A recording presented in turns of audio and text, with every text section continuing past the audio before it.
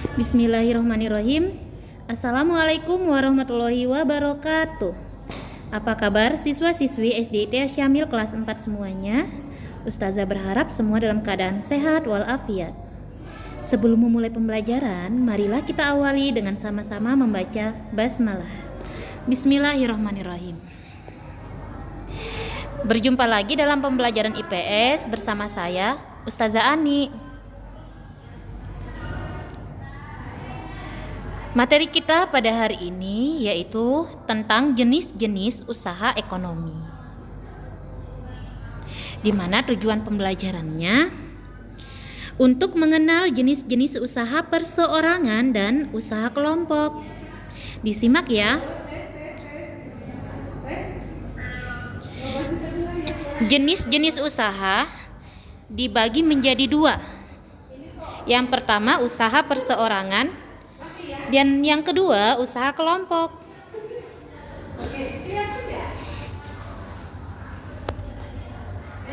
Kita akan membahas dari yang pertama, usaha perseorangan. Usaha perseorangan adalah usaha yang didirikan oleh satu orang. Jadi yang mendirikan hanya satu orang saja ya. Di mana kelebihan dari usaha perseorangan ini, keuntungan itu dinikmati pemiliknya sendiri. Dan yang kedua, cepat dalam mengambil keputusan. Kemudian yang ketiga, progres usahanya mengikuti kemauan pemiliknya. Untuk kelemahan sendiri, itu yang pertama adalah modalnya terbatas. Jadi karena hanya satu orang, jadi modalnya itu sedikit. Yang kedua, kreativitas hanya dari pemiliknya saja. Dan yang terakhir, kerugian usaha ditanggung sendiri oleh pemilik. Ini untuk usaha perseorangan, dan contoh dari usaha perseorangan itu banyak sekali seperti warung, itu kan pemiliknya sendiri, kemudian rumah makan yang didirikan sendiri dan lain sebagainya. Ini untuk usaha perseorangan. Kita lanjut yang kedua, yaitu usaha kelompok. Usaha kelompok adalah usaha yang didirikan dua orang atau lebih. Kelebihan dari usaha kelompok, yang pertama, modalnya itu lebih banyak. Kemudian ide atau kreativitasnya itu beragam karena ada banyak orang ya. Dan yang terakhir, resiko kerugiannya itu ketika ada ruginya itu ditanggung bersama-sama.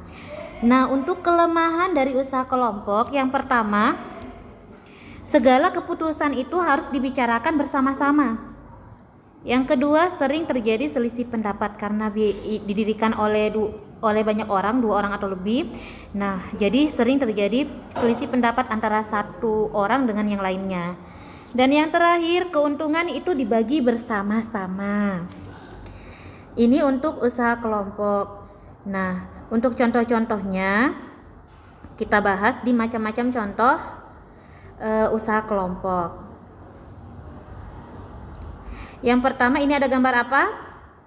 Ini ada gambar PT Pupuk Kaltim. Maka yang kita bahas pertama adalah perseroan terbatas atau PT. PT itu perseroan terbatas ya. PT atau perseroan terbatas itu adalah perusahaan yang didirikan dua orang atau lebih, dan modal usahanya itu berbentuk saham atau surat berharga. Jadi bentuk-bentuk modalnya itu dalam bentuk saham dan surat berharga. Nah, keputusan tertinggi dalam PT itu ada pada rapat saham. Jadi yang menentukan itu rapat saham, dan yang memegang kekuasaan itu adalah pemilik saham terbanyak biasanya. Nah, contoh dari PT untuk yang ada di Kaltim nih Ustazah ambilkan. Jadi contoh PT itu ada PT Pupuk Kaltim, PT LNJ Badak, PT Indominco. Ini adalah contoh-contoh PT. Oke, kita lanjut. Yang kedua, kita akan membahas firma. Firma adalah usaha yang didirikan dua orang atau lebih yang saling mengenal untuk bekerja bersama-sama. Contoh firma itu ada contohnya firma hukum, firma akuntansi, firma Nike, firma Diadora, dan lain sebagainya. Jadi firma ini yang harus kita tekankan, dianya mereka saling mengenal dan memiliki satu visi yang sama dan bekerja secara bersama-sama. Oke, kita lanjut. Yang ketiga ada persekutuan komanditer yang sering disebut dengan CV. Persekutuan komanditer adalah usaha yang didirikan 2 orang atau lebih dan memiliki anggota aktif dan anggota pasif. Nah, perbedaan antara anggota aktif dan pasif itu kalau dilihat, mereka berdua sama-sama menanamkan modalnya. Hanya kalau umpamanya anggota aktif, dianya langsung terjun dalam usahanya, sedangkan anggota pasif itu hanya menanamkan modal saja. Ini contoh CV yang ada di Bontang. Ini gambar CV Anugerah Terang. Ini contoh CV ya, bisa dilihat. Nah, kita lanjut. Yang keempat, kita akan membahas tentang koperasi. Nah, ini lambang koperasi terbaru, yaitu Koperasi Indonesia.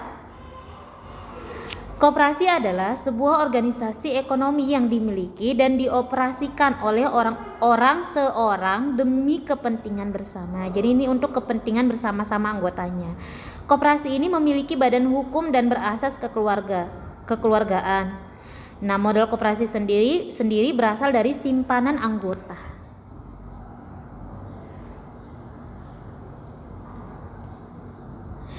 Kita akan membahas ciri-ciri koperasi. Yang pertama, keanggotaannya itu bersifat sukarela. Jadi siapa aja yang mau dan ingin ya bisa bergabung dalam koperasi.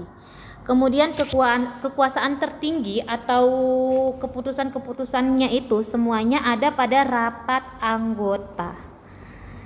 Yang ketiga, berasas kekeluargaan. Jadi dianya berasas kekeluargaan. Kemudian yang keempat, dia bersifat non kapitalis, di mana maksudnya adalah saat pembagian SHU ya, atau pembagian sisa hasil usahanya itu dia harus berdasarkan jasa anggotanya. Semakin banyak dianya simpanannya, maka semakin banyak SHU yang didapat. Yang terakhir, dia berdasar pada prinsip swadaya. Swadaya itu memiliki usaha sendiri. Kemudian memiliki prinsip swakarta, yaitu buatan sendiri, dan swasembada, kemampuan sendiri. Makanya sering ya kalau umpamanya kita lihat koperasi yang didirikan oleh nelayan, udah tani dan lain sebagainya. Nah, ini ciri-ciri dari koperasi. Jenis-jenis simpanan koperasi. Yang pertama yaitu simpanan pokok. Sejumlah yang wajib dibayarkan oleh anggota pada koperasi pada saat masuk menjadi anggota. Jadi simpanan pokok adalah simpanan pertama yang harus mereka bayar ketika mereka menjadi anggota koperasi. Nah, yang kedua adalah simpanan wajib. Jumlah simpanan tertentu yang harus dibayarkan oleh anggota koperasi dalam waktu dan kesempatan tertentu. Contohnya sebulan sekali, ada kisarannya besarnya berapa bayar, bisa sebulan sekali, seminggu sekali, 2 minggu sekali, atau bahkan 2 bulan sekali, tergantung ini peraturan dari koperasi sendiri. Kemudian yang terakhir adalah simpanan sukarela. Simpanan ini besarnya tidak ditentukan, tetapi bergantung pada kemampuan anggotanya. Berapa ikhlasnya, berapa mampunya, silakan. Itu simpanan sukarelanya. Baik, nah kita lanjut.